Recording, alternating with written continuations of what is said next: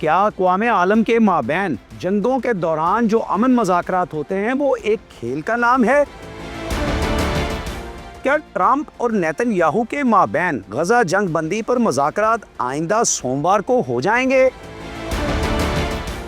کیا حماس اسرائیلی یرغمالیوں کو واپس کر دے گی؟ کیا حماس کو تحلیل ہونا پڑے گا؟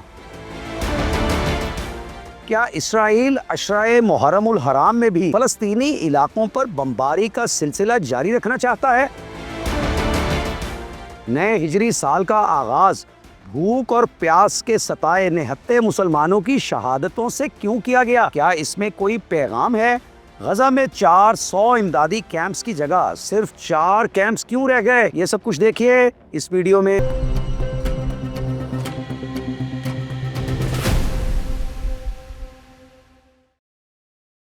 السلام علیکم، میرا نام ہے سجاد شفیق بٹ۔ جنگوں کے دوران امن کے نام پر جو مذاکرات کیے جاتے ہیں ان سے واقعی امن ہو جائے گا، یہ امید لگانا عام طور پر غلط ثابت ہوتا ہے۔ اس حوالے سے دور جدید اور دور قدیم میں کوئی فرق نہیں۔ آدمی ظالم ہے یا مظلوم، قابیل ہے یا حابیل، برادران یوسف ہیں اور اب ایک طویل عرصے سے اسرائیلی ہیں اور فلسطینی۔ ظالم کا ظلم جاری رہتا ہے اور مظلوم کی مظلومیت۔ تو اسرائیل کے غزہ پر حالیہ حملے کو 2.25 برس ہونے کو آئے ہیں اور اب امریکن صدر ڈونلڈ ٹرمپ نے پھر سے مذاکرات کا کھیل رچانے کی بات کی ہے۔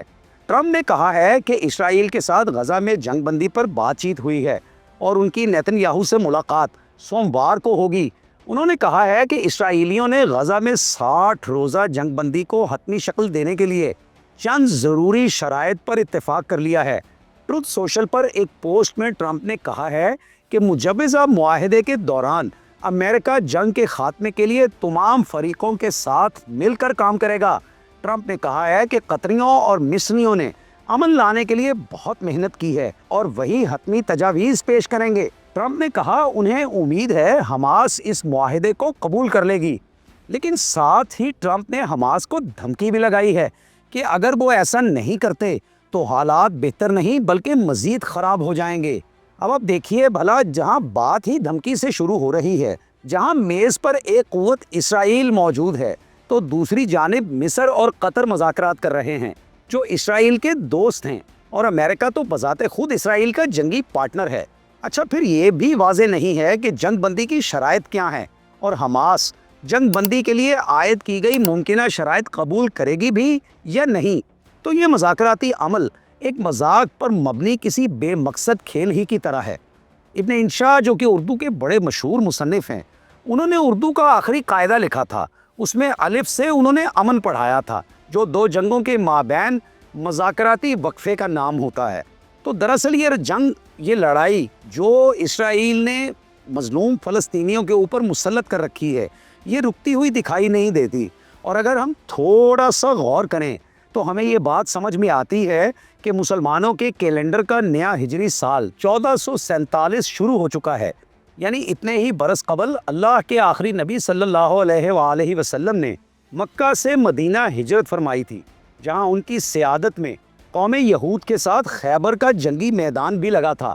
اور پھر محرم حضرت محمد صلی اللہ علیہ وآلہ وسلم کے کنبے کی شہادتوں کا مہینہ ہے، جو انہوں نے سیدنا حسین رضی اللہ تعالیٰ عنہ کی قیادت میں عراق کے میدان کربلا میں اللہ کے حضور پیش کی تھی۔ محسوس یہی ہوتا ہے کہ مذاکراتی عمل کے نام پر صہیونیوں کو پہلے پورے عشرۂ محرم الحرام کے دوران نہتے مسلمانوں پر بمباری کی کھلی اجازت دے دی گئی ہے، اور تاریخی جنگی ضوابط کو اس حوالے سے بھی مکمل طور پر نظر انداز کر دیا گیا ہے۔ ناظرین، آپ کو یاد ہی ہوگا کہ یہ 7 اکتوبر 2023 کا دن تھا جب حماس نے انتہائی منفرد انداز سے گوریلا کارروائی کرتے ہوئے اسرائیل پر تاریخی حملے کیے تھے، جن میں 20 صہیونی مارے گئے تھے، جبکہ درجنوں صہیونیوں کو یرغمال بنا کر نامعلوم مقامات پر منتقل کر دیا گیا تھا۔ حماس کے ان حملوں کے بعد اسرائیل نے غزہ میں فوجی حملوں کا آغاز کیا تھا۔ حماس کے اسرائیل پر حملے کے نتیجے میں تقریباً 1200 افراد ہلاک ہوئے تھے۔ تاہم اس کے بعد سے جاری اسرائیلی افواج کے حملوں سے متعلق حماس کے زیر انتظام وزارت صحت کا کہنا ہے کہ اس وقت تک غزہ میں کم از کم 56,647 افراد شہید ہو چکے ہیں۔ شہداء میں 17,000 سے زائد بچے شامل ہیں۔ فلسطینیوں کا کہنا ہے کہ شہداء کی تعداد اس سے بھی کئی گنا زیادہ ہوگی، کیونکہ غزہ میں تقریباً ہر ایک عمارت مسماری کی زد میں آ چکی ہے اور ملبہ جوں کا توں پڑا ہے، جبکہ ملبے کو ہٹانے کے لیے نہ تو مشینری دستیاب ہے اور نہ ہی کارکن۔ تو جب ملبہ ہٹایا جائے گا تبھی انسانی جانوں کے نقصان کے بارے میں حتمی طور پر کچھ کہا جا سکے گا۔ بہرحال یہ بات یقینی ہے کہ ملبے تلے اگر کوئی زخمی دبے ہوئے تھے تو وہ بھی اب تک فوت ہو چکے ہوں گے۔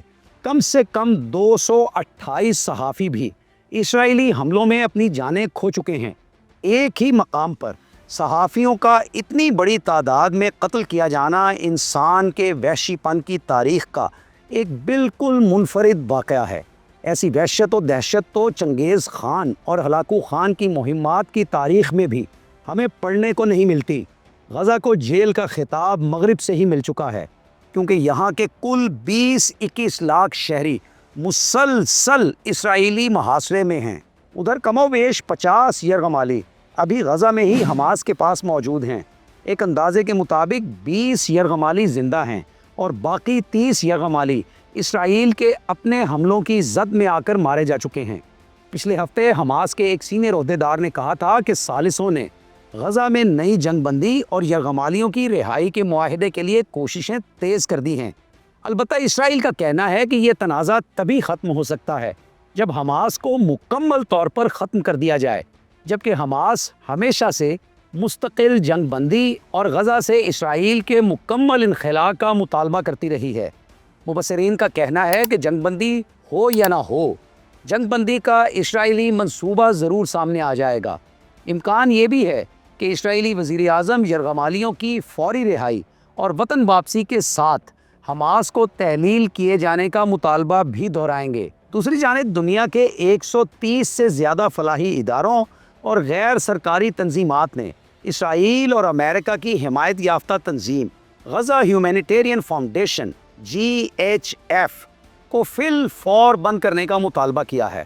GHF نے کام کرنا شروع کیا تھا اور تب سے اب تک امداد کے منتظر 500 فلسطینی شہید اور تقریباً 4,000 زخمی ہو چکے ہیں۔ GHF کو بند کرنے کا مطالبہ کرنے والے اداروں میں آکسفیم، سیو دا چلڈرن اور ایمنسٹی انٹرنیشنل بھی شامل ہیں۔ ان سب عالمی تنظیموں کا کہنا ہے کہ اسرائیلی فوج اور مسلح گروپ امداد کے منتظر فلسطینیوں پر جان بوجھ کر فائرنگ کرتے ہیں۔ GHF کے کام شروع کرنے سے پہلے غزہ میں 400 ایسے مقامات تھے جہاں امداد تقسیم کی جاتی تھی، لیکن GHF کو امداد تقسیم کرنے کی ذمہ داری سونپے جانے کے بعد اسرائیلی فوج کے کنٹرول شدہ علاقوں میں امدادی مقامات کی تعداد صرف 4 کر دی گئی ہے۔ اب آپ خود اندازہ لگا لیں کہ جہاں 400 امدادی کیمپس بھی کم تھے، وہاں ان کی تعداد صرف 4 کر دی گئی ہے، تو زمینی صورتحال کس قدر کربناک ہوگی۔ دنیا بھر کے ان 130 سے زیادہ فلاحی اداروں اور غیر سرکاری تنظیمات نے اپنے مشترکہ بیان میں کہا ہے کہ آج فلسطینیوں کے سامنے 2 آپشنز ہیں اور دونوں پر ہی عمل درآمد ناممکن ہے۔ یا تو وہ بھوکے رہیں اور اسی بھوک کے ہاتھوں مارے جائیں، یا پھر اپنے خاندانوں کا پیٹ بھرنے کے لیے کھانا حاصل کرنے کی کوشش کرتے ہوئے اپنے جسم پر گولیاں کھائیں اور مارے جائیں۔ ناظرین، غزہ اس وقت بدترین قحط کا سامنا کر رہا ہے۔ غزہ والے روٹی، پانی، دودھ اور ادویات جیسی زندہ رہنے کے لیے بنیادی طور پر لازمی اشیاء کی فراہمی سے محروم ہیں۔ صرف پانی کی فراہمی میں ہی 70% سے بھی زیادہ کمی لائی جا چکی ہے۔ خوراک کی شدید کمی کے باعث ماؤں کی چھاتیوں میں دودھ خشک ہو چکا ہے، جبکہ بچوں کی خوراک کے لیے ضروری فارمولا ملک بھی پہنچنے نہیں دیا جا رہا۔ نہتے فلسطینی شہری اسرائیلی فوجیوں کی بندوقوں کی زد میں رہتے ہیں، اور یہ فوجی جب ان کا جی چاہے معصوموں پر گولیاں برسا دیتے ہیں۔ خاص طور پر بچوں کو چن چن کر مارا جا رہا ہے۔ غزہ میں اسرائیلی فضائی حملے الگ سے جاری ہیں۔ دراصل امریکہ اور اسرائیل دونوں یہ چاہتے ہیں کہ کسی نہ کسی طرح ان تمام 20 لاکھ فلسطینیوں کو غزہ سے باہر نکال دیا جائے، لیکن غزہ والے اس سلسلے میں کیا کریں؟ آگے سمندر ہے اور پیچھے اسرائیل، جبکہ مصر اردن اور شام نے ممکنہ مہاجرت کو روکنے کے لیے اپنی اپنی سرحدی حدود کو بند کر کے نگرانی کا عمل انتہائی سخت کر رکھا ہے۔ خطے کے سب ممالک مسلمان ہیں، لیکن غزہ کے مسلمانوں کی عسکری پشت پناہی تو دور کی بات ہے، ان کو تو کوئی پناہ تک دینے کے لیے تیار نہیں ہے۔ ابھی کل ہی اسرائیل نے اپنے ایک فضائی حملے میں غزہ کے ساحلی علاقے میں موجود ایک انٹرنیٹ کیفے کو ہدف بنایا، جس میں بہت زیادہ شہادتیں ہوئیں۔ شہداء میں اکثریت ان فلسطینی طلباء کی تھی جو تعلیمی اداروں کے بند ہونے کے باعث اس انٹرنیٹ کیفے پر مطالعے کے مقصد سے جایا کرتے تھے۔ اسی انٹرنیٹ کیفے پر موجود ایک صحافی بھی مارا گیا ہے۔ اچھا جی ناظرین، آپ کیا سوچتے ہیں؟ کیا غزہ میں اسرائیل کی جانب سے جنگ بند ہونے کا کوئی امکان ہے بھی؟ کیا مذاکرات صرف اور صرف ایک بے مقصد کھیل ہیں؟ کیا اسرائیلی جنگ بندی صرف یرغمالیوں کی رہائی اور حماس کی تحلیل کے لیے ہے؟ اگر وقتی طور پر امن منعقد ہو بھی گیا تو کیا یرغمالیوں کے رہا ہوتے ہی لڑائی دوبارہ شروع تو نہیں ہو جائے گی؟ اپنے خیالات کا اظہار ضرور کیجیے گا، انتظار رہے گا۔ اب اجازت دیجیے، اللہ حافظ۔